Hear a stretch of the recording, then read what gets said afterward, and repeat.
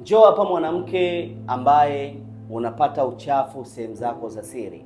Mwanamke ambaye unapata miwasho sehemu zako za siri. Mwanamke ambaye unapata maumivu ya tumbo chini ya kitovu. Na wakati mwingine ukihisi kuna kitu kikicheza tumboni kama mtoto vile, ingalikuwa wala sio mjamzito. Njoo hapa mwanamke ambaye unakuwa mzunguko wako wa hedhi ya utabiriki.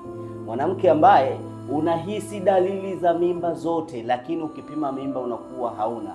Njoo hapa mwanamke ambaye tayari ulishapewa majibu na daktari kwamba una vimelea vya fibroids, una changamoto ya ovarian cyst, mirija yako ya uzazi imeziba.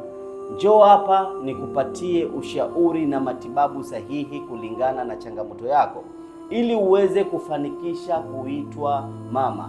Namba yangu iko bio.